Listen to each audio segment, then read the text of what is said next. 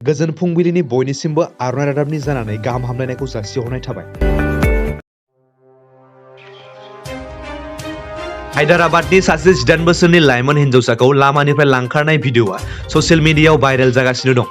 हायदाराबादनि सासे 18 बोसोरनि लाइमोनखौ गावनि मोजां मोननाय सेंग्राया हरनि समाव लामानिफ्राय लांखारनानै हाबा खालामहैनाय खोथाखौ खौरांनिफ्राय मोनथिनो मोननाय जादों।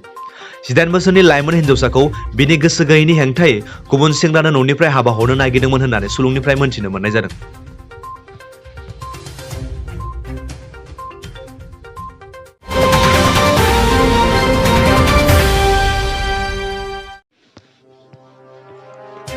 सासे हिन्जावा गावनि हौवाखौ अन्थाइजों खर'आव देनानै बुथारदों।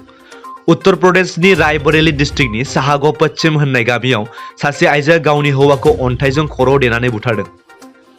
खौरांनिफ्राय मोनथिनो मोननाय बादिब्ला बुथारजानाय हौवाया सानफ्रोमबो जौ लोंना मोनायाव न'आव हिन्जावजों नांज्लायफैयोमोन आरो दावराव दावसि खालामबाय थायोमोन।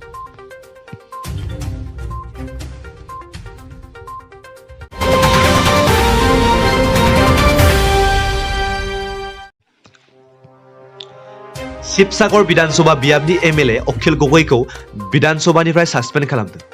आसाम विधानसभानि बुंथिगिरि बिश्वजित दैमारी बिथाङा उदां एमएलए अखिल गगैखौ विधानसभानिफ्राय आयेन फल' खालामैनि थाखाय सासपेन्ड खालामदों।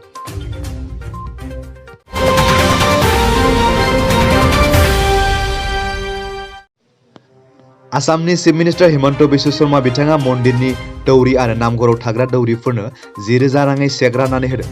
बे चेक राननाय हाबाफारिया गुवाहाटी जनता भवननि सीएम ब्लकआव जानानै थाङो।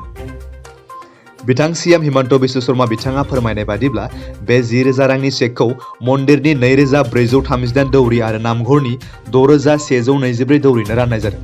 लोगोसे सीएम बिथाङा फोरमायदों जे चेकखौ मोननो हानाय दौरिफ्रा कभिड-19 जों गाज्रि गोहोम खोख्लैजानाय सासे सुबुं।